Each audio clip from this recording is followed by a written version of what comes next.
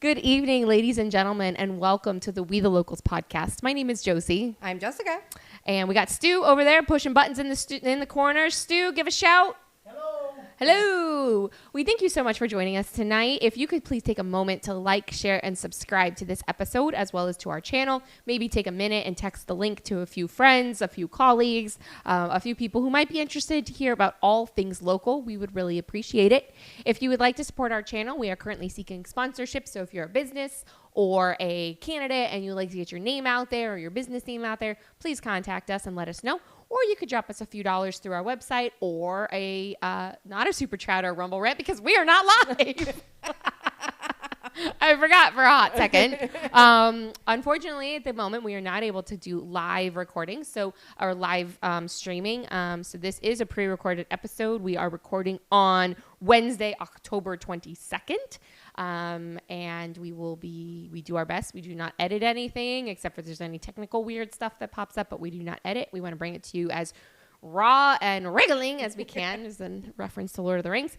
So if you'd like to help us go back to live streaming, that's where we could use some of your dollars, and keep our lights on and keep us going well into 2026 news cycles. So, Jessica. Yes. How's it going? It is election season already, if anybody hasn't noticed. We're still a year away from the midterms. A year. Over a year. Yes. I mean, this time next year, the vote by mail ballots will be out. Yes. But still, a year. Yes, and and this is very interesting for us that are in, like the details of politics, the political strategy of things, we kind of call it setting the chessboard, so to speak. And so there's a lot of things happening behind the scenes that a lot of people don't understand here about local politics in Palm Beach County, so we've got some movers and shakers, and qualifying for municipals is It's almost like here. now, right? Yeah. So all of the municipalities are different. Yes. That's one thing that people don't understand is that when you are running for a municipal race, and let me pull that up really quick because I want to give everybody some dates. Every municipality can be different as far as their qualifying dates. So and their qualifying qualifications. Correct. Qualifying qualifications. Stu, stop laughing at me. So some require signatures. Some you just have to file a fee. Some require all of the above. Exactly. So, but municipal elections across the county are March 10th. Yes.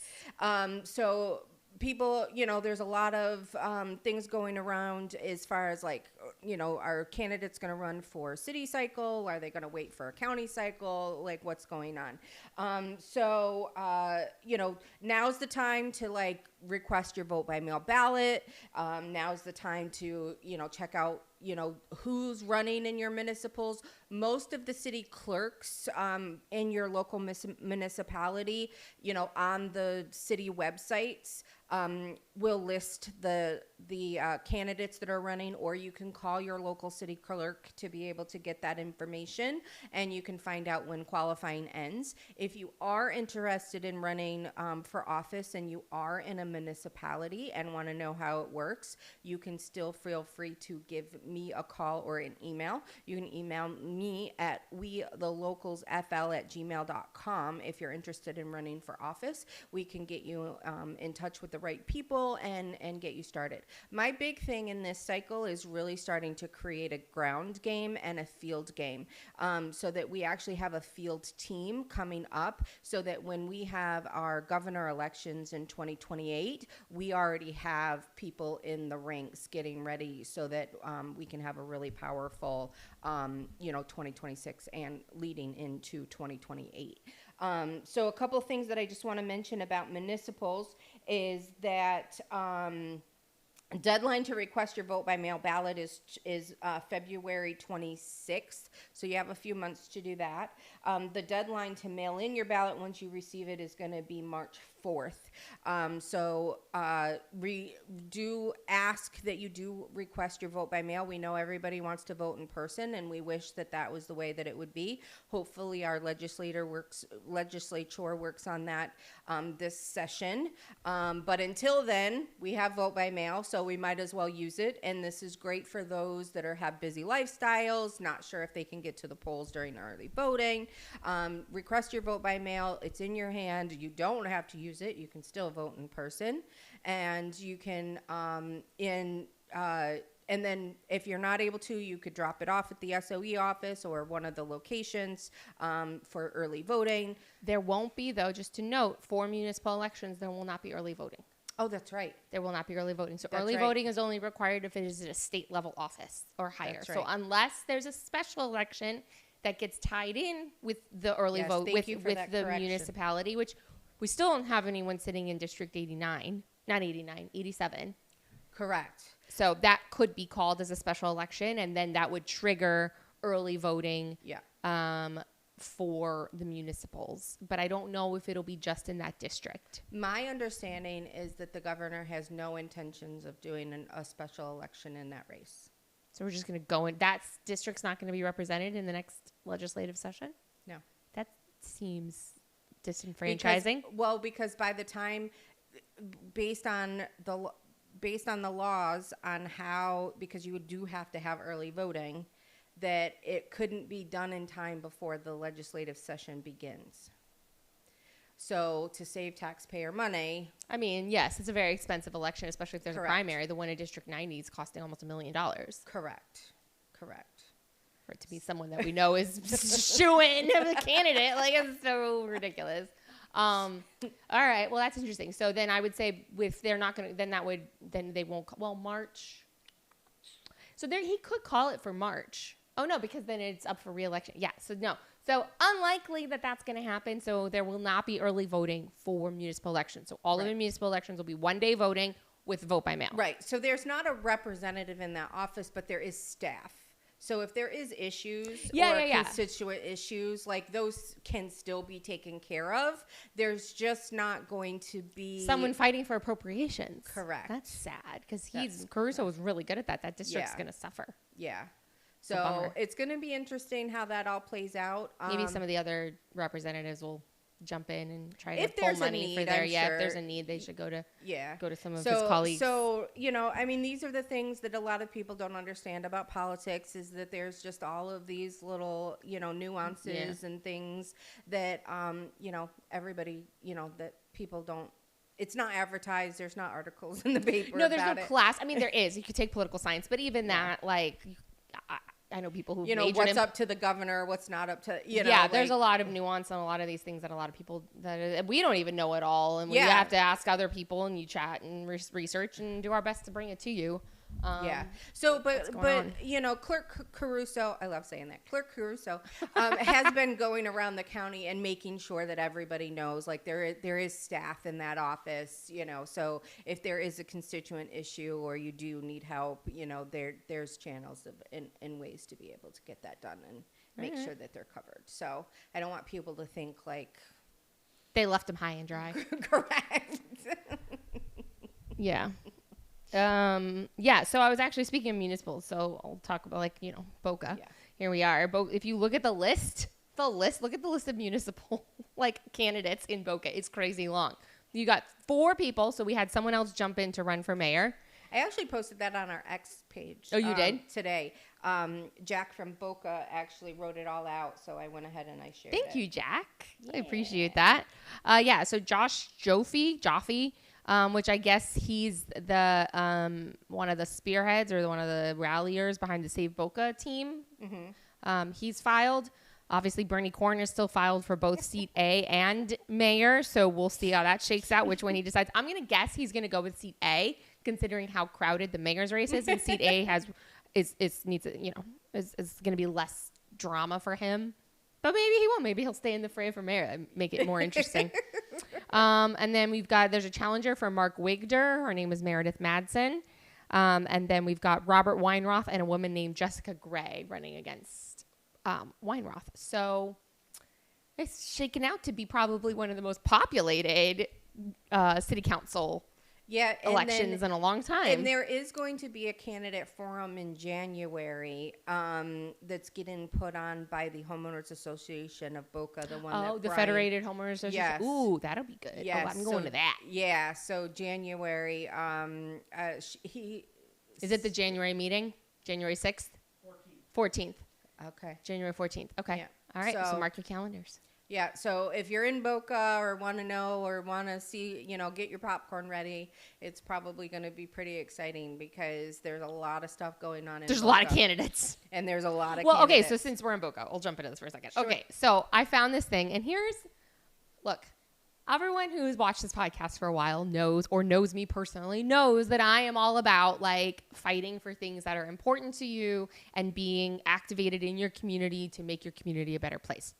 That being said, we also have to pick our battles. And I found out something yesterday that's happening in Boca that is absolutely cuckoo bananas. So first we've got the Save Boca thing, which I've talked about before. I don't want to go into too much tonight and bore everyone, but you can go back in previous episodes. I've talked about the Save Boca. Started out, I think, as a good initiative, but I think it's kind of devolved into just mob rule. And when I bring that up to the Save Boca people, they don't really like me saying that. So I try to avoid the library now on Sunday afternoons.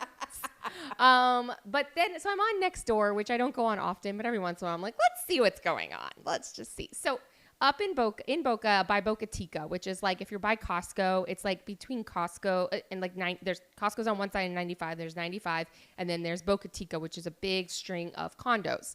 Mm-hmm. And it used to be on a golf course, and the golf course was there for a long time. The golf course has been closed for many years. I lived in Boca Chica 7 years ago. For as long as I knew that was there, It's been closed. It has not been. So it was an overgrown, and there has been a lot of drama on what's going to happen there. Is it going to be sold for condos or housing? Is it going to be this, is it going to be that, or whatever? So the Beaches and Parks District purchased it for an exorbitant amount of money, though, a few years ago, with the idea to build what they're calling North Park.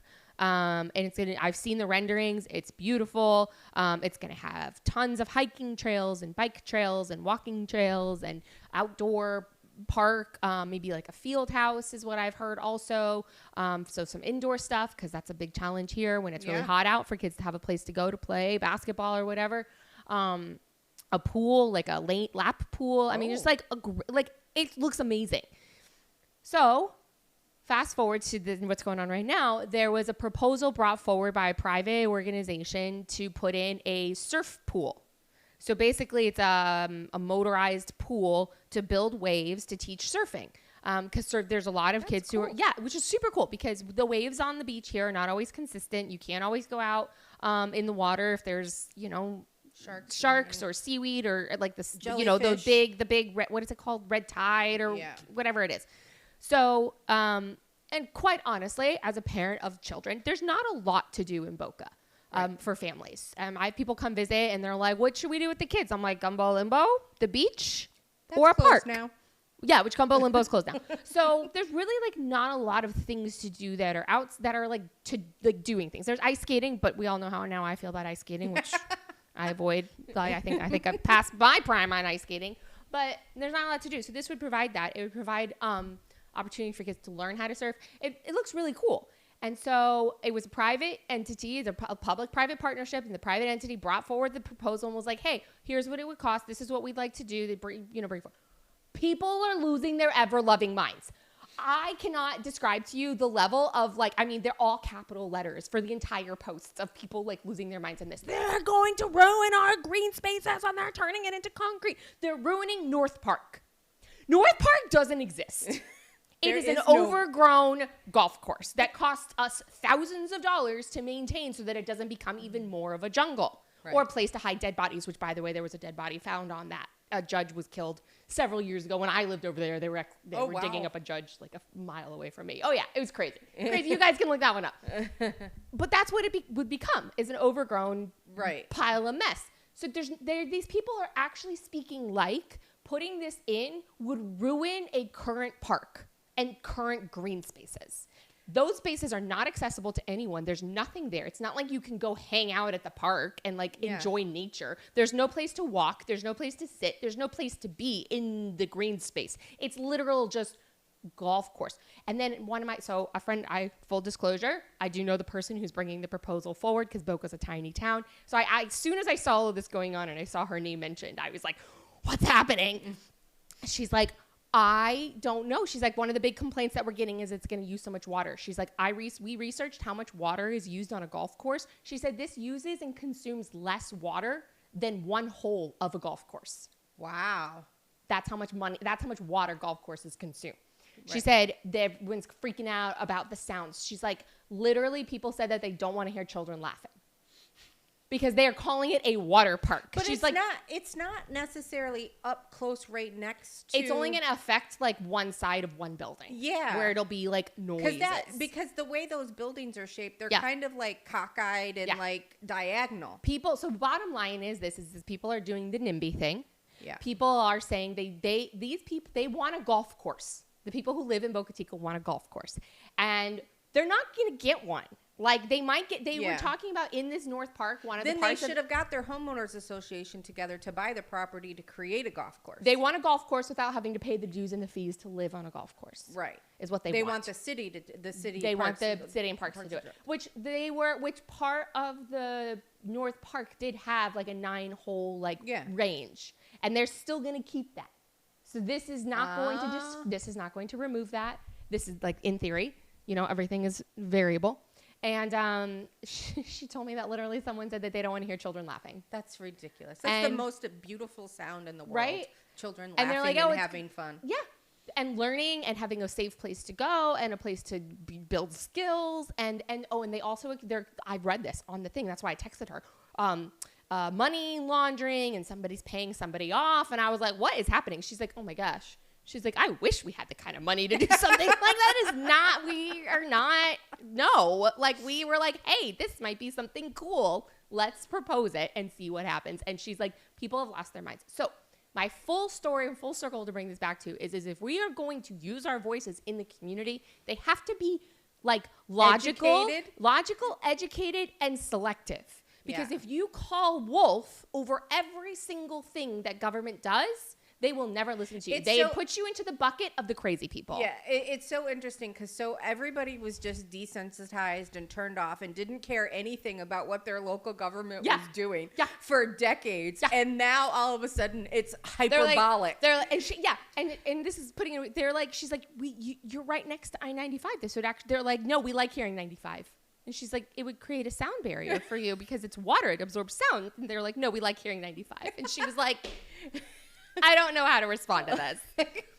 So anyway, shout out. Hope that I didn't overshare on that information. But yeah, if you like this sounds like it'd be something really cool. So that's the Beach and Parks.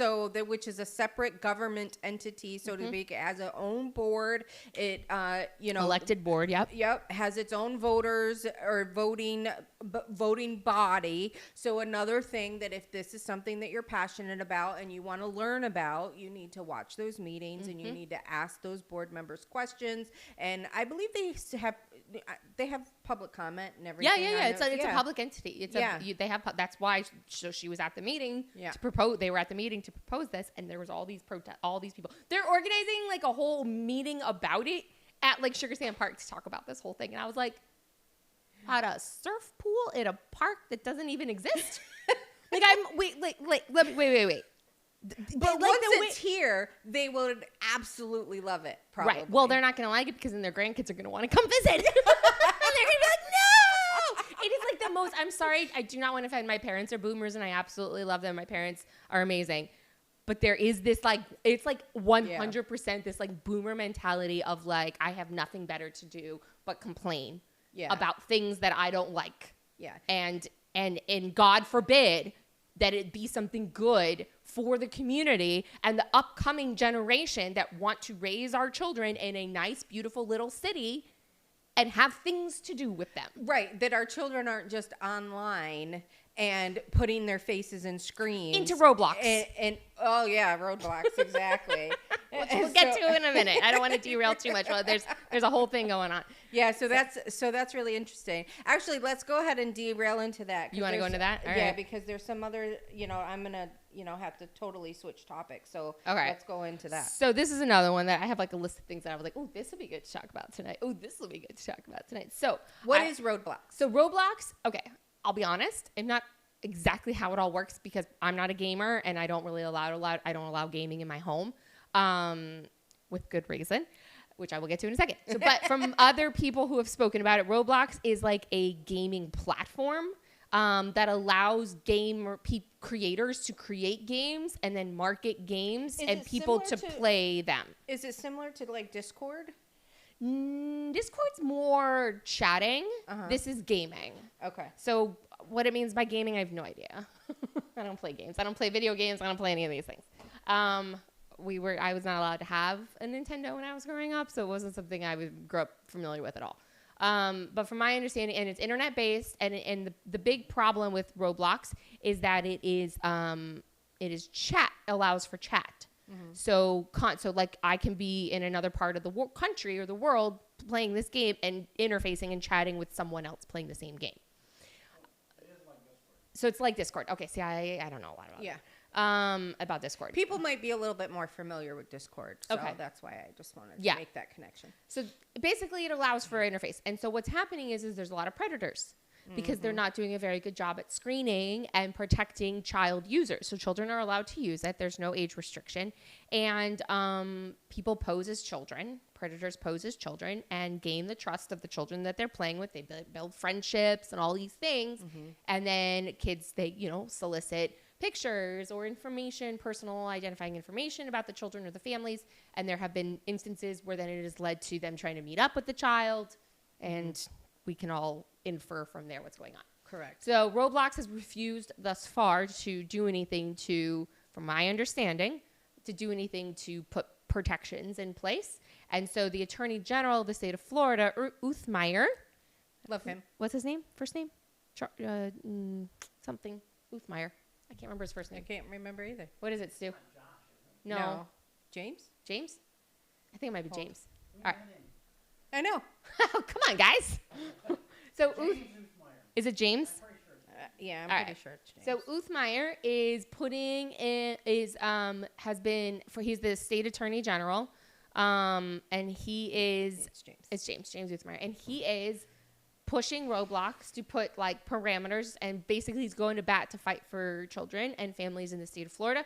And he said on an interview that I watched him on with Ben Shapiro that he will, if Roblox doesn't do something to stop this on their end, then it'll go over to the courts and they will take them legally to court for that. Awesome. So yeah, which I think is absolutely great. This is what we want, someone fighting for our families here in the state of Florida. So he's up for re-election, which is why it's relevant to our conversation really here, is he's up for re-election. And he was appointed to that job after Ashley Moody was appointed to senator. And so now he's running to keep the seat. Yeah. And I think this shows that he's got some fight in him, and he's really well aware of challenges that we face here in this as parents and families in the state.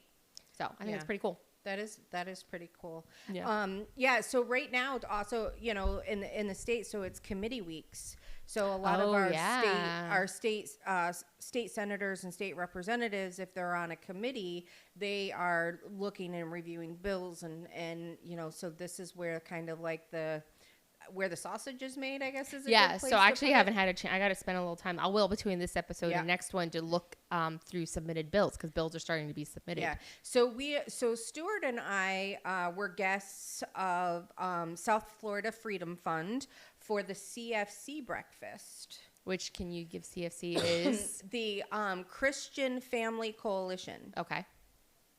And so they did a whole thing of a memorial for Charlie Kirk.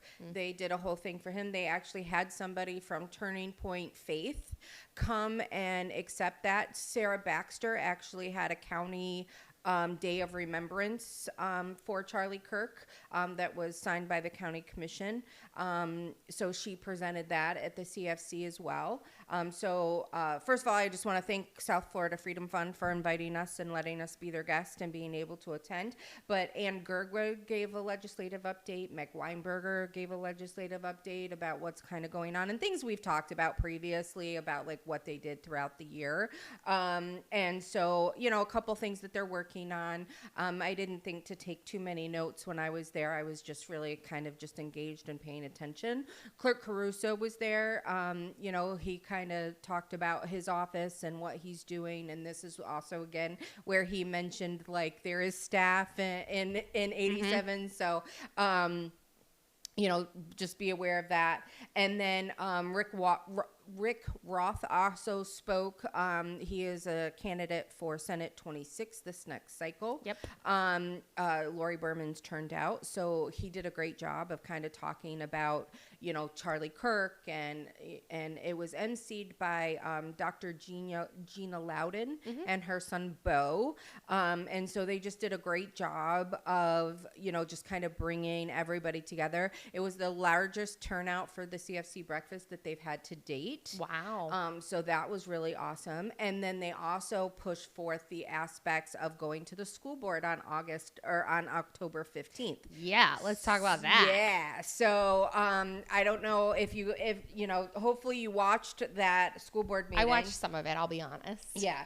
Hopefully you watched it. If not, go back and watch it. But it was mainly, the board gave their updates and everything, but it was a lot of public comment. So there was a ton of people there. They had, I think, like almost 60 speakers in total.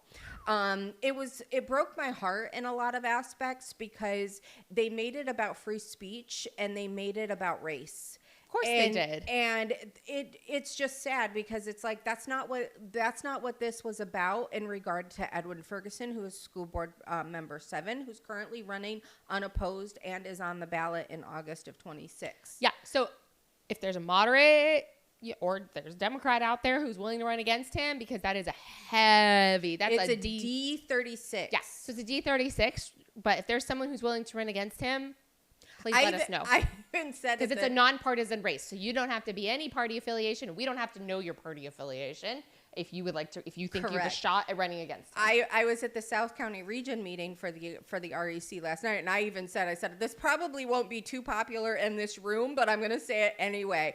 I'm even looking for a soft Dem or a Democrat that would be willing to run against him. Someone who will condemn what he said and comparing a man like Charlie Kirk to Adolf Hitler. Because basically, is what happens is that right now he doesn't care because he thinks he's untouchable. Exactly. So it gives him free reign to kind of do whatever he wants and to say whatever he wants. And then he has, the what is it? The NAACP. Yeah. I'm terrible with those anagram things. So acronyms. Acronym things. Gosh, I can't even talk today. So this is how you know it's live, and this is how we do things here. No editing there. Yeah. Except for maybe we should edit that one out, Stu. No, I'm just kidding. So I definitely won't. So you'll be able, so it's like all of these organizations and stuff saying that, it's about his free speech. And, for me personally is, because I can only speak for myself, is that this was about the fact that he made a determination about somebody that he did not know, that he did not understand. He took bits and pieces of what these organizations and stuff sent to him instead of doing his own independent research and reading and watching things from start to finish to really understand what Charlie Kirk's message was. And then he sided with teachers that were being reprimanded for basically celebrating Charlie Kirk's death. Right. And so our children who may, I don't know, I don't have school age children, but from my understanding is there were a lot of children and, that paid attention to Charlie Kirk, that watched and listened to him. Mm-hmm. So if they witnessed the murder and assassination of Charlie Kirk, there is this vision ingrained into their brain now that they will never forget. And that they can't really comprehend or understand what that means to them personally. And so here you have a school board member and these organizations and teachers that are basically saying that you are a racist bigot if you believed anything that Charlie Kirk said. And so what does that say about our children that admired him? And how does that create a safe place in school to go through the grieving process? Because then you're questioning, well, am I racist? Am I a bigot? Like, I don't understand. I feel sad. I feel sick to my stomach. This hurts. I have cried. You know, like I cried for almost 3 weeks straight. Like every time I saw something, I'm like, so I'm going through this at 48 years old. You know, could you imagine a 17-year-old or a 12-year-old or whatever that, you know, conservative parents would encourage their children to watch Charlie Kirk and to listen to him because he questioned things. And one thing that people miss about Charlie Kirk is he never constantly held the microphone. It was about listening to others. He would put it down and sit there. Yep. And so it was like, if somebody is constantly putting down the microphone saying, I am here to listen to you and correct you and help you understand to have your own level of thinking, and please try to prove me wrong. Like Charlie Kirk was open to changing his mind about things if there was an argument to be had. And so our children then are like going, I'm confused. I don't understand what's happening here. So someone like Edwin Ferguson, who makes this stance and creates this big thing and is like, I don't miss Adolf Hitler or, you know, whatever I never else. heard any Jews who said they miss Adolf Hitler, was what he said. Yeah. So it's like, I was dumbfounded. I still can't believe he said, I'm sorry. He could have just kept his mouth shut and not said anything. He should have. He should have. And I heard through the grapevine, that he's heard through the grapevine that he's incapable of doing that, as well as he is very much not a upright standing citizen. He had his law license suspended for 10 days for shady practices. Oh. Before he ran for school board. That's interesting. That's who we're dealing with. Yeah. That's the type. So we need someone to run against him. Yes. Politicians, I've mentioned this before. I took a class right before COVID and it helped me a lot during COVID on how to make your voice heard to politicians. And politicians respond to money being pulled, so not getting the donations that they need, and the threat of being unseated from their job. Yep. 100%. Otherwise, they do not care. For the most part, they do not care. I do think we are seeing a new breed and a new new type of politician. But some of these older, like more entrenched politicians are very much that type of way. So he needs to see his job being threatened and his donations being threatened. Otherwise, he's going to double down because he's got all these people. He's got, these people. What was that pastor, that reverend from Faith and Family or whatever in Boynton, that's based in Boynton Beach. I can't remember his name. This is not a political thing. This, people should be able to do this. And I was like, no. You should not be able to compare someone like Charlie Kirk to Hitler and get away with it. I'm sorry, no. And not that on a platform, school board dais. Not someone who was on a school and board dais. And it's not about his free speech. If he would have said it, outside of that, I probably, wouldn't be quite as upset as I am, regarding this. But it was interesting. So all these people came to the school board and made their voices be heard. And there were people, both sides, I think it was pretty equal of the people who spoke, and how misguided they were about making it about free speech and race was just disheartening. And we're not going to be able to get clear messages and then, across to be able to get good results. And a lot of people, are like complaining to the school board members, like, you haven't said anything. Why haven't you said anything? Why aren't you condemning this?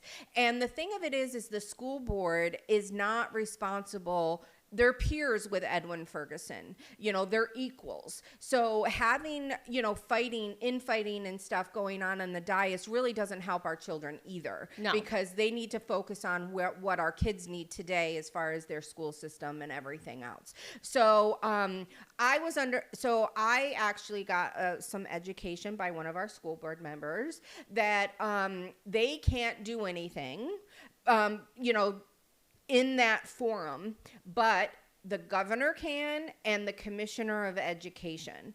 So Which is who? Who is the commissioner of education? I'm going to look up. Anastasis Kamitas. All right, let me see.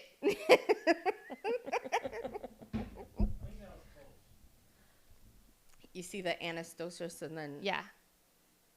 Anastois. Whoops. and it's a gentleman. Anastasis. Okay. I tried. Listen. Sidebar. I at least tried. You tried. So part of the curriculum that we do for school is like, it's a lot of reading. It's a lot of independent reading for the kids. And then it's a lot of like me read alouds. And like, it's like these novels and different books and stuff. And I'm struggle busting with this book that I'm reading right now because there's so many words and it's like an older book. It's a book. There's a lot of words. No, but there's like a lot of words. Like they use like a lot of words for a sentence that doesn't have to have that many words. It's just like the style of writing it's just a very wordy. It's very wordy. And the writing is very small. So it's really little and a lot of words. And it's like an older style book. So the vocabulary is a little different. So I'm having fun reading it, except for it's making me so tired because we read it like 2:00 in the afternoon, and I'm like, and then there's this one name today that I couldn't pronounce it, and the kids started giggling every time I said it because I know I said it wrong, and I was like, I cannot get my mouth around how to say this word, and they're just mom. Yeah. So anyway. Yeah, so Commissioner of Education. Yes, so Commissioner call of the Education. governor's office, call the Commissioner of Education. You can email the Commissioner of Education at commissioner@fldoe.org. So Florida Department of Education. Mm-hmm. So commissioner@fldoe.org. If you want to call and ask for reprimand for Edwin Ferguson is 850-245-9663. So you can pause the video, get your pen and paper, and then you can write down 850-245-9663 if you want to leave him a message. And again, that email is commissioner@fldoe.org. And then you can also look up the governor's information and you can email and call. Well, I got him on speed dial. So our school board members, that are definitely not, that are against what he said, are really encouraging constituents and parents and people in the county to call the governor because they want something done as well. They just can't do it. So they're like, please keep doing what you're doing. We want the information, turn up the heat. We need somebody to run against him. We don't want him on the dais. We want to get this, taken care of, but there's only so much that they can do as board members. It derails, like you said, it derails all the things that they're trying to do. So the school board, even though it's an elected position, it is not a partisan position. It's a nonpartisan job. Should not involve politics. Unfortunately, it does in some areas and in some ways. There's a lot of crossover and stuff. But there was absolutely no reason for them to have their meeting derailed. And I fully support everyone going and speaking out. Yeah, I'm not saying course. that shouldn't have happened. What I'm saying is it shouldn't have happened altogether. Because they shouldn't be put in a position, parents shouldn't be put in a position, or community members, because we're taxpayers, shouldn't be put in the position to having to go to politicize, as they put it. Oh, this shouldn't be politicized. And it's a school board meeting. It's 58% of your taxes that go to the Board of Education. 58%. So it's like you got to think about that. So it's like you have to, and this is what I explained at the meeting last night. Everybody should have showed up. They needed to tell Ferguson exactly what they thought. He just saw the people that were giving him kudos, and it just probably gave him more strength than anything. Well, but it also was done racially too. You've got like that whole thing, and so he's like, "Well, I'm a black man, and I'm a this, and then they're supporting me, so I'm good." Right. Which is insane. Insane. It is very insane. Insane. So when you... It's 25 and we're playing these freaking race games. Right. Well, they're hot button topics, and it's clickbait politics is what it is. Yeah. And this is him being able to drive up his donations and from all of these black leagues and black churches and all of this kind of stuff to make sure that money gets into his campaign, and so then he can do whatever he wants. I'm guessing he's probably probably got higher aspirations than school board. So he's probably looking at Correct. school board, and then he's going to use this to build and launch probably, let's see, what district? 7? Mm-hmm. Alcee Hastings seat. I still call it Alcee Hastings seat, District 20, Yeah. Maybe. Congressional District 20, or he's looking for state. Yeah, could be either one of those. I'm sure he's got higher aspirations regardless. And so you're exactly right. He's feeding his coffers. He's feeding his base. This Feeding his trolls. Yep, it's all about clickbait politics. And, my concern is our children and the way that our children have not been part of this equation. No. That's the part that infuriates me more than anything. Several people talked about our kids deserve better and this, that, and the other, but nothing about what this does to the children as they're going through this horrific thing that they witnessed. Nobody's really paying attention to that part. Yeah. And so that's the part that's really sad, that drives me nuts. And so, so I went to the South County region meeting, to basically say, okay, thank you everybody for showing up. That was great. We want to make sure that we keep doing that and we keep staying engaged. That's now a closed door because we can't do anything. So the next open door is the direct, so that's what we figure out. And as I've done politics now for over 5 years, and this is what I've learned. We go to one door. If it's closed, we find a window or another door that's open that we can have those conversations. This is also what we've done about voter fraud, and I'm going to talk about that in a little bit as well. SOE office, she's like, we can only do so much. That's a closed door. So then we had to go find an open door, and that's through legislation to make sure voter rolls get cleaned up, that the laws are very clear so the SOE knows exactly where and the parameters that they can operate with to make sure that we don't have voter fraud.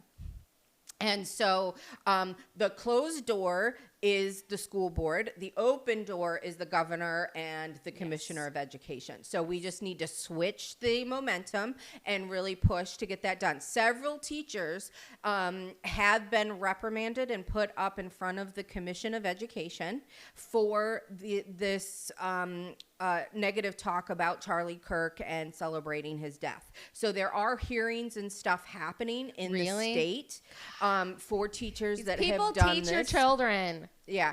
So there are those things happening, but for some reason, it's not being done with Edwin Ferguson. So that's where we need to turn up the heat, and that's why. Put the screws in. Yeah, that's insane. I know. I mean, I was like, I was watching the coverage, in the first couple, we're on Wednesday now. So like the first couple of days after the No Kings rallies. Mm-hmm. And like there was a woman in one of the states who's a teacher who made like the gesture. Yes, I saw that. And I was like, these people teach children. I read this thing that once your kids go to kindergarten, 46% of the time that you have with them is gone. Wow. And then I think it's down to like 20-something% by the time they hit middle school. So who are they spending that time with? Yeah. Teachers. And these are the people that we pay, not a lot of money, but pay money to teach our children. And the good teachers, because you know what's happening? The good teachers are leaving. Yes. Because the system is screwed up. And so the good teachers are out. They go to private schools or they do career changes. There's a whole industry that helps teachers learn new skills, apply their take their teaching skills and apply them to moving into different industries. Wow. There's a whole industry to do that, to help them do that, to get out of teaching.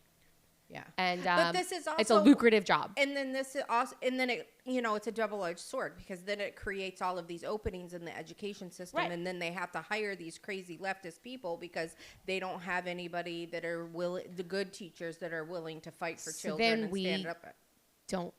Then we break the system. Correct. And that's why we homeschool or send them to that's private why school. That's why we get rid of teachers unions and dismantle the Department of Education. Dismantle the Department of Education, get better school board members on the board, teachers unions. I mean, I do love that Florida now they can't force them to be a part of the union, which was huge because those union dollars were going to pay for candidates that were then supporting terrible things for the teachers. Indoctrination of the children. Indoctrination and just bad things for the teachers Yeah. too. It was never helping the teachers. Like the teachers were never getting No, what the they unions needed. got all the money, and the teachers didn't get it. The students didn't get it. The schools didn't get No, it. the politicians got it. Yeah. It's a circle jerk. Yeah, it's Sorry. just a way to Nasty. funnel money into the. It's just a way to funnel money into Democrat pockets over and over and over again. Oh my gosh. So that's what I have on the school board there. So pay attention. Hopefully, we start to see some movement along with that as well. Again, I'm just going to mention. Commissioner of Education is the one that we need to talk to. So I'm going to switch gears just real quick, flip a switch.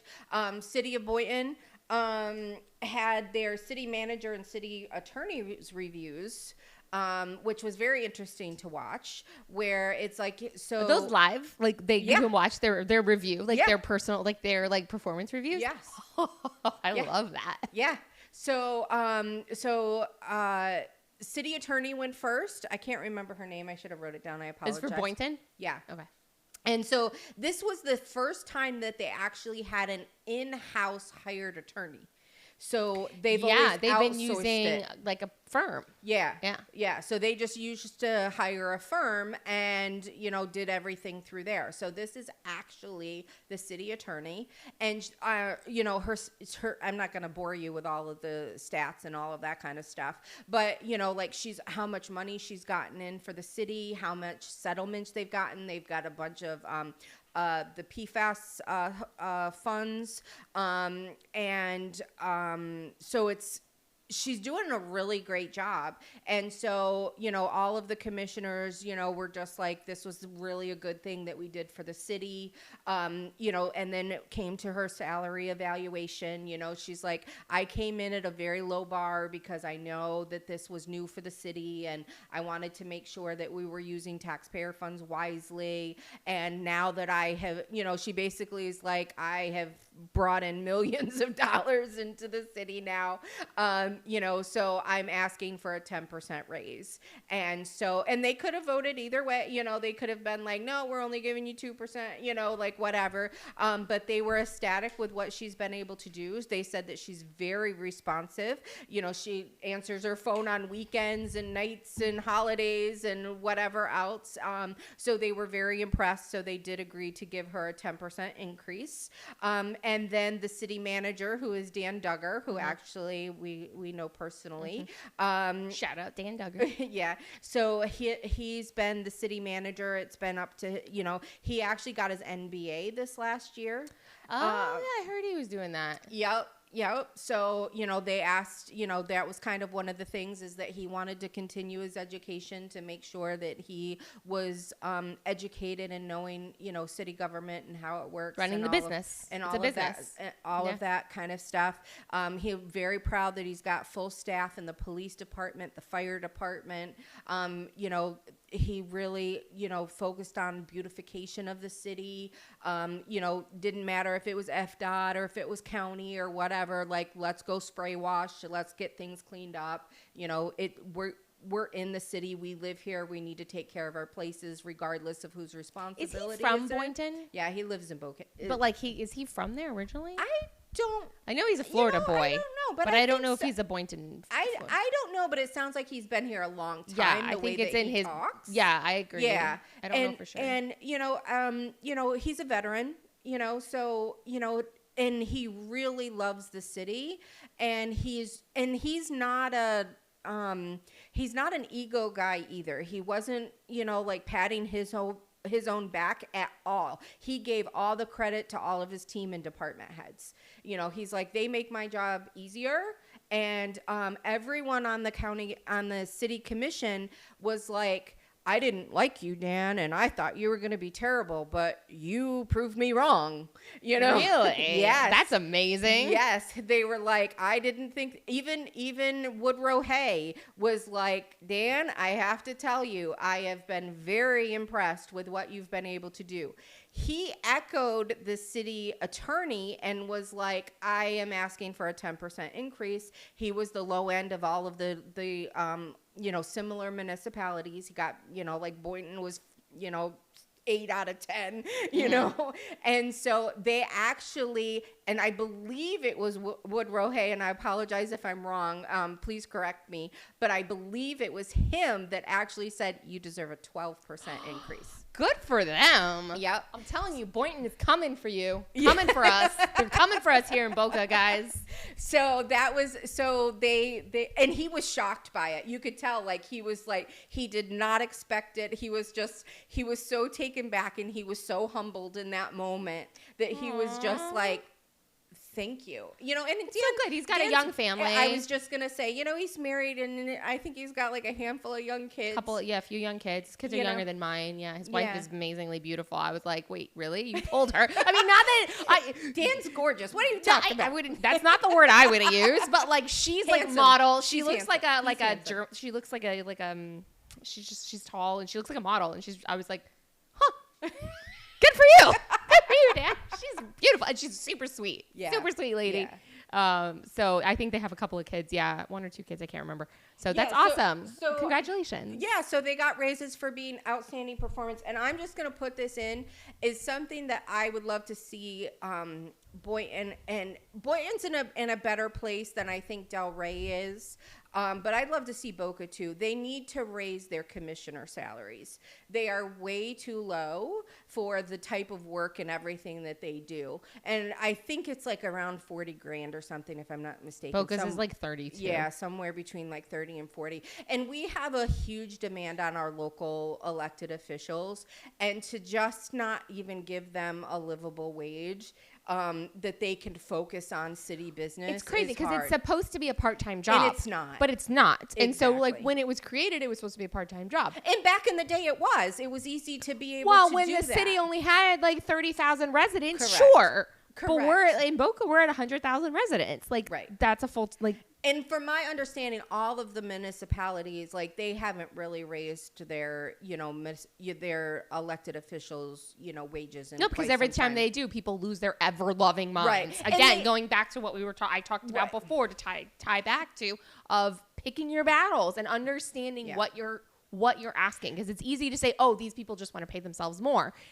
And sure, sometimes that's the case. We have to look into it. It's like Congress. Every time they want to give themselves a raise. What they need to do is they need to do it for future city commissions. Yes. They need to collaborate and say, okay, these of us that are on the dais, the last one is up for re-election in this year. So we need to make this effective in, you know, like 2030 or, I think you would actually get more good candidates You be would, because they would be absolutely. like, oh, I could actually do this and not have to be independently wealthy. And it stops the corruption and stuff too, because it's like you get a lot of attorneys and things like that want to, and developers that want to pull those levers of government in their favor for their friends and their, you know, businesses and you know, so this actually would make it a way that kind of stops, that you actually have everyday people that are like, I'm an elected official and I get paid a decent wage for what I'm doing, and I'm here for my constituents, you know, 24 hours a day, 7 days a week, like it's supposed to. I mean, our city municipality is run just as much as the county commission at these point. You know, it's like the city agendas are just as big. You know, there's a lot of things that they vote on every time.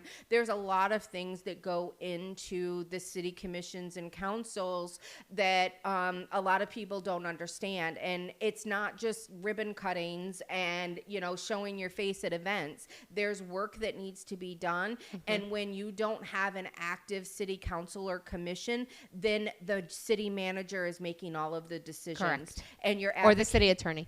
And exactly. And then you're advocating your authority, and they're making all the decisions. Sorry. Yeah. I'm like in the homeschool mode now. I got to correct every little thing and make sure, you know, that now it's like automatic. I misspeak a lot, so it's no. fine. I think it's also late too. Yeah, exactly. We're tired. Yeah, it's 8:00 at night, just for those that don't. Yeah, because we're not so live. if you're watching this in the middle of the day, you know, just be aware. And 8:00 is late. No, I'm just kidding. So, so I'm just putting it out there. That is something that I want to start working with our local officials on. And it's not for any particular elected official in mind or anything like that. I'm just seeing it's hard as somebody that deals with candidate recruitment and asks people to run for office, is it's really hard for that sell when it's like there's, I mean, some cities pay like $1,000 a year. Like Lighthouse Point, shout out, Abby. So it's like, when you have a big municipality like Wellington, Delray, Boynton, Boca, we need to make sure that we're paying our city officials a decent wage to be able to make sure that their time is valued. Exactly. And that they're taken care of and that they really are excited and empowered to do city business and what's best for their communities and, their neighbors and friends that live with them. So, I'm sure I'm going to get lots of kudos for saying that. Oh, yeah. But, you're going to get yelled at. Listen, we should start a list of things that we get yelled at for. It'd be great. Right. We're going to get yelled at for this one. We asked for, maybe a soft Democrat to run in a district that's a D39 or D plus 37. So we have a chance of getting a better representative on a dais, insane things that we get yelled at for, not wanting to put a green save focus sign in my yard because I don't think that the mob should rule the city. Crazy of me. I think that we should not run out incumbents who are doing a good job for us. Yeah. Exactly. I don't think we should do that. And I think that our threshold of what is a good job needs to be realistic. I think a lot of people don't have a realistic idea of what a good job as an elected official is. They're expecting perfection. They're expecting miracles. Miracles, perfection, angels, 1,000% transparency. Like cameras should be following and around our elected officials 24 hours a day. We don't pay them enough for that. Exactly. If you did, you might be able to get some life of the life of the county commissioners or whatever. So and because of the fact that things are part-time, it's very hard for them to keep up on their social media and all of that kind of stuff because they have to have full-time jobs in order to do this a lot of times. Or they have businesses. Or they're independently wealthy. Right, that they're trying to run and all of that kind of stuff. So, like I said, it's something we need to think about in a lot of our municipalities. And I know, like I said, it's not going to be favored by some constituents and things like that. But you need to invest in your elected officials is another way of investing in your city. Yeah. And that's the way you got to look at it. You are the human resource manager. And if you wanted to hire someone, they're going to want a competitive wage. Yeah. So it's like you got to kind of think about it that way. Our cities are businesses and we want to make sure that they're running well and we want to make sure they're in the black. That we get good people in there, and the best way to be able to do that is to make sure that they have a competitive wage. Yeah. So switching to city of Delray, there's a lot of things kind of going on there. Rob Long is term is going to be done. So then that is so everybody's getting excited about who's going to run once qualifying. Where everybody's waiting for qualifying to end. Have people filed in Delray? Yeah, there has been a few, but since qualifying's not done yet, I don't want to announce anything. Okay. Just because there's probably going to be some changes. So we just so there's a there's When's a lot their of qualifying? Do you know? When I talked to the mayor, he said it was like mid-November. I want to say it was like the 10th or something. Okay. Or along that week of that qualifying is ending. So I believe Angela Burns' seat is up. Do they have term limits? Yes, they do. I should write that down and make sure that we have notate of that. But they're all different. They're either 2 4-year terms or 3 3-year terms. I can't remember. Yeah, like I know Boca's is 2 3-year terms. Yeah, not consecutive, and then you can be off the dais for I think 2 terms and then run again. Yeah. So again, if you don't have candidates coming out all of the time, it's nice to be able to recycle because if they were good. Well, that's true. If they were good. Or if they're just, career politicians that run for things constantly and are like, oh, I lost 2 races in a row and I'm going to run again. Yeah. Then that's not so good. Yeah, you know, exactly. whatever. Exactly. So To each their own. and so is what's going to happen across all of our municipalities right now is they're looking at their comp plans, you know, so they're evaluating their comprehensive plans, which is like their vision for their city. And then also, Which is something I ran on when I ran for Yeah. election in Boca, is that we need to rewrite the comprehensive plan, because what they've done in Boca is they've been like, we're going to take this piece out and drop this piece in, and then we're going to take this piece out and drop this piece in, and we're going to do How about we just reevaluate where we're at and rewrite it? they should do I know it's simple. I simplified it way too much, but they should create a committee that does and tears apart the comprehensive plan. they should. That's what I ran on. No, that's a great idea. And so, you know, so if you're paying attention to your municipality, you're going to see a lot of talk about that, you know, because those are the things. And then they're going to start to deal with what their legislative priorities are. So Yeah, you're going to, that's gonna be coming up soon, yeah. because session, you know, starts at the beginning of the year.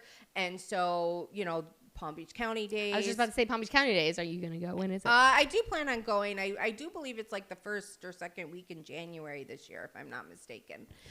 We'll give updates about that.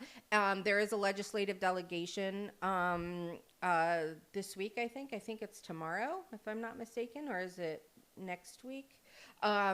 So you're going to start hearing more about, you know, legislative priorities. And this is how municipalities in the county go to the state and say, these are the bills that we would like you to pass. These are the reparations that we need, you know, that Appropriations. kind of stuff. Appropriations. Gosh. I need a jar You're tonight. on it tonight, I though. know. I Good really job. am. That's awesome. I'm usually not. I'm usually not. I don't feel like this is normal. It's the home again. I think it's the homeschool brain. Yeah. Appropriations. So, and that's bringing money and back into the county, into the city, and For like projects, things like that, roads. Yeah, which is really important to our smaller municipalities, because they need a lot of that state funding and stuff to come back home, to be able to get some of their capital products, their capital improvements and projects done to keep their cities thriving, and you know, because they don't have as large of a tax base as like Boca or and then also to make sure that we're getting our donor cities here down here. We're donor county. Palm Beach County is a donor county, meaning more money goes to the state than comes back to us in our appropriations. Correct. And then Boca's a donor city. I think Boynton and Delray are also donor cities, aren't they? No, Boynton's not. No. Boca is definitely a donor city. Probably. Boca is definitely a donor city. And we also didn't have for a long time, until Peggy, we didn't have a representative that fought and brought back appropriations to Boca. No. So that's been, so like, I think, just to tag on what you were saying with like smaller municipalities absolutely need it. But also like if you're a donor city and you're like, hey, we pay a lot of money, can we get some of it back for some of these projects? It's good to have representatives that fight for us to do that. So so January, and then that's also why I said, so I'll look through, I'll take a little time before our next episode, which we're back on normal schedule, going into November. We're still, as of right now, going to be doing recording and dropping. We're doing our best to record the day before we drop the episode. No guarantees, because life is life, but that is the goal. But we're going to be 2 days before we drop. 1 to 2 days before. So we're back to our normal dropping of our normal episodes on our normal schedule of the 1st and 3rd. Which will be the 6th and 20th of November. So and we're going to try to figure out, coordinate the studio here that we can accommodate the guests. I've gotten so many guest requests. So many guest requests. Like so I get people like messaging me. They're like, can we come on your podcast? I'm like, right when we don't have the ability to have guests at the moment, because we only have 2 microphones in this studio. And so, we need to figure that out. So we'll have to figure that out. I think we can figure it out one way or another, but it's going to take us a little bit. If you'd like to donate a microphone so we can have a 3rd microphone, that's a way you can help the show too. Or if you have one, we could borrow. I think we could do 2 people on 1 camera, but I think we need 2 microphones. 3 microphones. Yeah. The only, I have a little bit of an idea that might possibly work to accommodate, but we'll figure it out. That's to be determined. But we're very grateful for the studio space, because So, really quick, I'm going to shift gears really quick again to something totally different. Voter fraud. So, Left field. Bam. yeah. Hit it. So there's, we have been talking since 2020 about voter fraud across the country, right? Yeah. And so there have been independent studies done in, segments of populations throughout the country. And so Unite for Freedom was an organization that's attached to United Sovereigns America that actually did a complete comprehensive study in Palm Beach County. And based on the 2024 election, their data, which has also been confirmed with data analysis that have been done locally, I talked to a few people who do data here, and they either participated in this study to help give the information, or they did their own study and confirmed the results. But so Unite for Freedom, and I have a whole little spreadsheet thing. So if you are interested in this, you can email us at wethelocalsfl@gmail.com, and I'll send this to you so you can see it, firsthand. But they are estimating 2024 was about 12% of voter fraud. Do they tell how the fraud was yes, perpetuated? They do. 1.2% was voter just does not exist whatsoever. 5.4% was voter was not in compliance, meaning that there was something that was missing. So like they didn't have an apartment number or, now that does, and I want to be very clear. Now that doesn't mean that they weren't. That it's a fraudulent vote.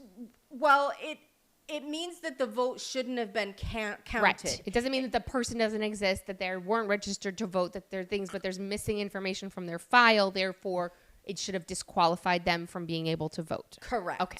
Correct. So, and that point is very important that you just made. So, 4.9, that the Social Security number does not exist or is duplicated. That's sketchy. Yes. That's sketchy. So, and then 0.6% where votes were missing a voter. So there were votes that weren't assigned to a voter registration. So there's ballots that were there. Correct. Extra ballots, basically. That's sketchy also. Yeah. Yeah. So it ended up being that there was about a total of 91,199 total numbers of unverifiable voters. Out of 753,351 certified votes. So, which is 12.1%. Interesting. Would that have been enough to flip which races? State House 89 Zapata's? 89. Zapata is actually mentioned in the results that they are saying that he should have, based on this, it would have made a difference in his race, and our state attorney. Mm.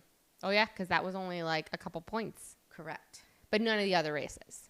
Those were the two that they could say that definitely this would have made a difference, and we would have had a different outcome. Interesting. The other ones, because they were like between 10 and, if you were about, I would say 10 to 12% difference between the races, you lost. Mm-hmm. Below that, there could be some wiggle room that there was a possibility that it could have went the other way, but there's no way to confirm or that. But Zapata's race, which ends up being Deborah Tendrick, which I'm hearing not very good things about. We need to start making sure that we're watching her and what she's doing. Ooh. So that's going to be a very interesting race this next cycle. And then, like I said, the state attorney. And so, I'm kind of, I made some mention about our constitutional officers. I mentioned her, her stats and everything are looking good, but I'm hearing that she may not be bringing as many cases as what she should be. So we need to start kind of observing and looking at that as well, because this is now telling us that Sam Stern should have been in that position. So it's Just interesting. It's just good Interesting. information. This is why it's important to request your vote by mail, even though you don't like it, because this, if you have it, it's yours. You're checking all of your boxes, making sure that everything's good on your end. Then it's less possibility that somebody else can do something with that ballot. Yeah. And, I have been saying this, I've been touting this since 2020, is that they steal the elections through the voter rolls. And perfect example of this is that when I did research, my own personal research, and finding registered voters in homes, Palm Beach County, Riviera Beach, a 1-bedroom, 1-bath with 8 registered voters. That is impossible. It's impossible. So I remember, I was door knocking when I was door knocking in District 90. I came up to this house. I'm using the, our little app that tells me all the voters that are there. And I did a double take because there was 8 voters listed at this house. And I was like, really? First of all, the house looks sketch. And I was alone, which I wasn't alone. There were people in the vicinity, but in that moment I was alone. And I was like, I'm not going to go knock on that door. I don't think so. And I looked and I was like, and I looked at the size of the house and I looked at it. It did look funky. It could have been add-ons and stuff. So it could have been a halfway house or something like that. Cause I know those are kind of randomly located in neighborhoods sometimes. That being said, if it's a halfway house, there's probably convicted felons that live there, which shouldn't be on the voter rolls. So how could there be that many people? And not all people in halfway houses are convicted felons. That's true. So I'm just saying it looked sketch beyond sketch. And I was like, this looks wrong. So I reported it on the app that we were using. This place looks fraudulent. This looks just weird. But yeah, I could see I saw it in real life. This is not right. Yeah. So what's really interesting is we do have some state legislatures that are looking at this study, that are putting together a bill So we have a couple state legislatures that are working together to be. Who? Do you know? Meg Weinberger and Peggy Gossett-Seidman, from my understanding. Let's go, ladies. Yeah, hopefully, fingers crossed, I don't want to call them out too much because, they have to have a senator sign on to it, so there's still some process. It's got to go through committee, and we have to, and I haven't read those bills, so I don't know what they are. I don't know if they're even drafted yet, but it did get some traction. I just want to say that. So, and this is getting some national attention as well. So there's been a few, journalists and things that have kind of looked at this. They've been contacting the SOE office and our local party to kind of find out what's going on here in Palm Beach County. And I don't want to give, I'm in no way, shape, or form defending our SOE, Wendy Link, this is happening on her watch. And ultimately it is, her responsibility. But also at the same time, is that she can only do what she can do within the law and how it permits her to be able to do it. So we have to give her a little bit of grace as far as that goes too. And, we don't know if she's telling the truth. We don't know if she's not telling the truth. So let's kind of, I don't want to say just give her the benefit of the doubt, but let's work this through the process and see if there's ways, maybe there just wasn't a way to create the software to make it that they had to put in an apartment number. It's just about anything you sign up for these days, you start to put in your address and it calculates and populates your address for you. Mm-hmm. It should be able to tell you have to have an apartment number based on that address. And that's something that I don't think is done. So that could be just a little simple software, right? To be able to say these are the addresses that need to have an apartment number, or these addresses are UPS stores or UPS boxes or, whatever. So it kind of discounts them. So there's different things like that can be done that may not have just been in the purview of thought process, which we look at it now and go, well, that's ridiculous. Why wouldn't you think of that? But then again, it's well, why would you have to? Because you would think that people who are voting are going to do so legally, and the benefit and I've said this a lot of times too, the benefit of the doubt always goes to the voter, and that's what needs to stop. I'm actually maybe calling Meg Weinberger and Peggy Gossett-Seidman on that aspect. Yeah.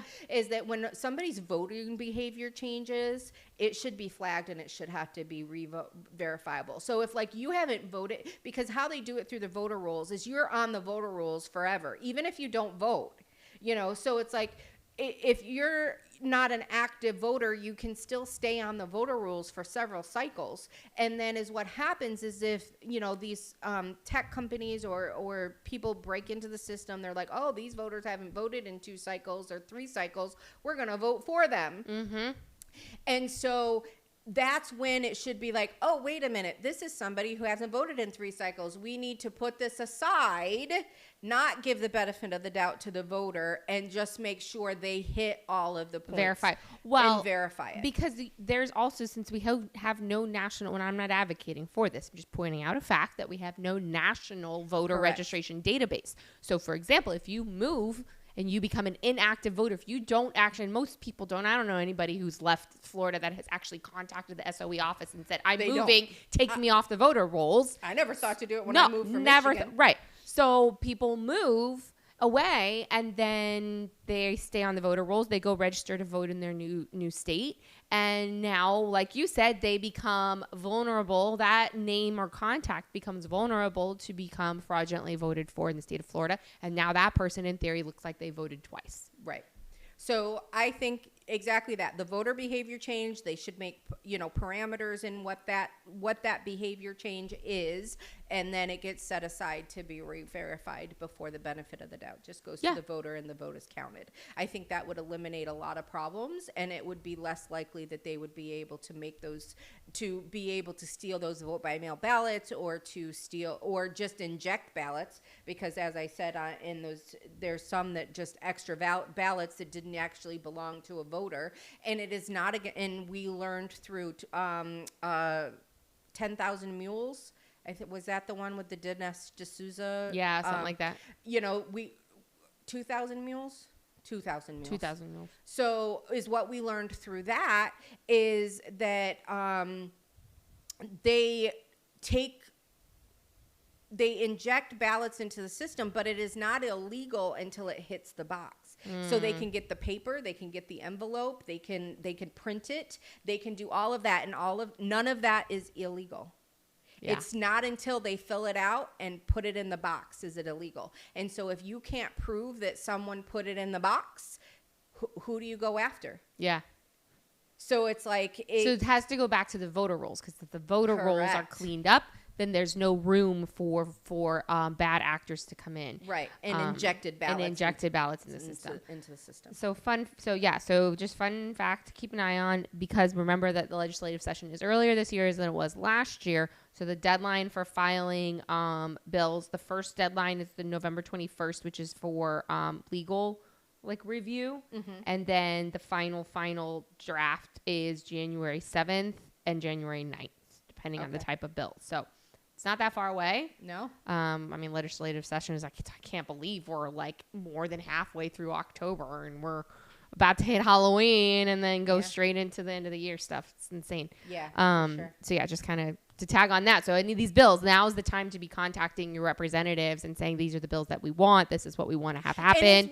Because now is when bills are being written and submitted, and there's a deadline for that to happen. And what's so great is so many of our representatives want to hear from people. If you have a good idea, email them and ask to talk to them about it. Most of them will. Most of our elected officials, if you have a real, thought process, like I just did, I'm like, hey, let's look at voter behavior and let's see if we could do something about that. That's a valid request that then the, representative or the senator would be able to go oh, wait a minute. That's their job. Right. Their literal job is to represent what you want. That's right. In the government. That's literally built into the name of representative.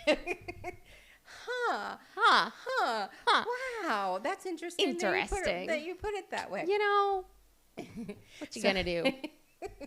So that's basically what I have for tonight. Josie, is there anything that you have that you want to follow up with that we needed to talk about? Yeah, so there was a couple things. So in the same interview, going back to Uthmeier for a second, it's a different topic, so I was pushing it for later, that I thought was very interesting was so in the same interview with Ben Shapiro, so apparently... So we all know, I'm sure everyone's aware of the theories that are now out there about how Charlie Kirk died and who was responsible, and it's gone off the rails, to say the least, to put it mildly. But so apparently there was a threat that was deemed credible by the powers that be as far as a violent threat against some right-wing conservative personalities that live in Florida. And for some reason, Laura Loomer's the only one that I can remember. But there was a couple of other really, I think Ben Shapiro. I think it was Ben Shapiro. And I can't remember the last one. And that were deemed credible. Like, okay, these are Benny like... Johnson was one too. Well, Benny Johnson. But that was specifically from someone who was of the right wing, who's a Republican, who believes that the Jews are responsible for killing Charlie Kirk, and therefore they need to be killed. These right wing personalities. And so there was a deemed a credible threat, and so they reported it to the Attorney General's office. The Attorney General, they did an investigation, and they figured out who the person was, where he was. He's in Texas. He's been arrested, and he's being extradited back to the state of Florida to be held for charges of violent threats against residents of the state of Florida. So wow. I think that really, again, just does go to show that our state attorney, our attorney general is really like fighting for the residents. Yeah. And it's not about this guy's free speech. He's allowed to have his theories up the wazoo as he wants, but you're not allowed to threaten to kill someone. Yeah. It's just not how we do in a polite society, you know? So that's one thing that I wanted to touch on. Again, going back to Uthmeyer for a second. And then another thing, which I haven't said, because I realized that our last episode was before this happened, was that the hostages are home. Yes. And very, very thankful to President Trump and Netanyahu for setting the table, all of it. I have my own theories on like things that happened, like the pressure that they were able to put on the Qataris to do this, to make this happen is just incredible. I mean, what Hamas is doing now is disgusting. They're dragging people in the streets and killing them. And then when Trump threatened them so that they would stop, they didn't actually stop. They're just taking them inside hospitals and killing them inside hospitals. Wow. So that's still going on. I don't personally have high hopes for a peace process when Trump was up there, and love him, all of his things. Love him or hate him, whatever you want to say. I don't believe that there'll be peace because you can't make peace with people who want to kill you. And they're not afraid to die themselves. They're not afraid to die. No, Golda Meir said our peace will happen when they love their children more than they hate ours. It's not happening, obviously. They're still killing people. They're still killing people's children. Yeah. Palestinians' children. They're killing in the streets. By what I mean, for those who don't know, they're bringing out opposition clans. So the thing that I really admire about President Trump is he understands Middle East politics, unlike any other politician and like most Americans. We have this sense of like that we understand how the rest of the world works because we're the superpower of the world, right? And we don't, right? Like the Middle East mentality is not something that you can understand as an American just by like watching some things on the news. Well, we're a moral rights society, and this is those other countries and the way that they live their lives, they're not a moral rights society. No, and they're a society there, but not even that aside, yes, but also just the way that they operate, the way that the clans operate and the families operate and all of these things, like the way that they function as people. Forget the violence and that aside, just the way that they think is completely different than ours. And so we have for so long just been like, well, this is how that should be because we're right, because we're Americans. And so I think that's one of the amazing things about what President Trump was able to do in bringing home, because we didn't think the hostages were ever coming home. Right. Like, and there are still bodies. There's a body, I was talking to a friend of mine, there is a body of a hostage that was taken 11 years ago that's still in Gaza. And in Judaism, you can't actually mourn and have official mourning processes without a body. Yeah. And so they're in limbo. They can't actually... There's no closure. There's no closure. And so there's still, I think, I want to say 20 bodies, something like that are still waiting to come home. And so it's just the fact that the living hostages were brought out of those tunnels and into the light is a miracle. And it was done on, I was like glued. My kids and I were all like, we didn't hardly do any school that day. We were just watching it all unfold in front of us because it's literal like coming out of Egypt type thing. And that the people the joy, like, because it was right before the holiday of Simchat Torah, which is when we celebrate the Torah, which is Genesis, Exodus, Leviticus, Numbers, and Deuteronomy. And we roll the Torah. It's like this big scroll. We roll it all back and we dance with it. And it's a big celebration. I mean, I was watching people in the streets of Tel Aviv, which is like a very secular city, dancing in the streets with Torah scrolls. Like, it's the most insane thing watching what's happening in Israel. It's crazy. And I don't want to, go too far out of what we normally talk about, but it's very personal for me. And, it's our podcast. I can talk about whatever I want. That's right. That's right. And it, I mean, this hits close to home. We have a very large Jewish population. Yes. And Israel is a small country. So a lot of people know a lot of people. So if you have ties, everybody knows everybody. Right. So if you have ties to Israel, these are your friends, these are your neighbors, these are your family, So it's really important. And I love to see, and Trump knows that there's issues there, and he did what he could to be able to rescue as many people as he could. And he did. And love him or hate him, like, the main thing that Trump always says that I just love is, I just want people to stop dying. Yeah. He values life. Yes. And that's why him and Israel, that's contrary to the whole genocide narrative, shiza.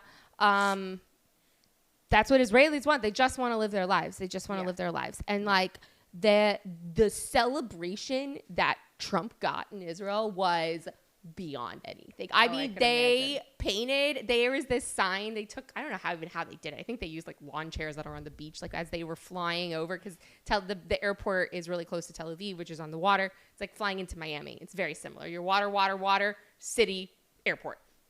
And so, as you were flying in, there was "Thank you, President Trump" written out with like a caricature of him and his hair, like his profile, like on the sand. Like you could see it from like the planes and stuff. Cool. Like this country losing their mind. Signs everywhere. "Thank you, President Trump. Thank you, President Trump. Thank you, President Trump." Like I'm pretty sure there will eventually be Trump streets in Israel named after Trump. I'm pretty sure they're going to probably petition to change names of streets because of it. It's like Moses, like bringing them out of it, bringing them out. And it's just, it's been crazy. Yeah. It's been crazy to watch. And I also, last thing, I would highly recommend, I personally was not able to watch a lot of the interviews for a lot of the survivors while there were hostages still being held, because that's all I could think about when I was hearing the stories of those who had come back. Because we did get a few of the hostages back in, like February, March, like right after Trump took office. And so I couldn't listen to him because I was like, they're still there. There's still ones there. So now that they're all home, I've been going back and listening to some of these stories. And I highly recommend listening to some of these stories because it's empowering, just on a human scale of what people go through and then be able to overcome and be able to come out. And the thoughts and the attitudes and the emotions and all of these things. So even if it hasn't touched you personally, I highly recommend finding some of the stories of some of these survivors of the tunnels and listening to them just for encouragement of strength of the human will. Yeah, and I think it empowers our American values, right? It's, above all else, it's life. It's will to survive. It's will to fight. Yeah. It's really about empowering people to stand up for what's right and for what's real. And my life is valuable. Your life is valuable. And my enemy's life is valuable. Unless they're trying to kill me, and then. Well, exactly. Different phrases. Enemies. But no, for sure. exactly. Well, I mean, the scripture says, "Love your enemy and pray for them." Correct. So I'm thinking like our political enemies, not like. Oh, okay. I'm in the like. Well, he's got a gun. I'm pretty sure I'm not going to just be like, "Yay, let's go." So but yes, political enemies. That's correct. And it always, it's like Jesus, please Jesus saying, "Please forgive them; they not know what they do." Is that aspects of like they don't know the value of the life. Some things aren't comprehensible, but we can pray for them that they understand, that because we understand. That's the important part, is we understand that value and that there's so much more to life than their, what their minuscule outlook of it is. And I personally, like God, there's something bigger than us, that we're all collective part of. And, loving each other and coming from a place of love is how we thrive. Yeah. love is it's how we thrive. it's how we're able to continue living. Yeah. Is by if we have, it says in 1 Corinthians chapter 13, if I have not love, I am a resounding gong or a clanging cymbal. And we have to be able to love, and we have to be able to understand, try to look at the human perspective and try to understand where that person is coming from. It doesn't mean we give excuses to people, and it doesn't mean we give them free passes, but we do have to have a level of love and compassion for people and in their deception. Yeah.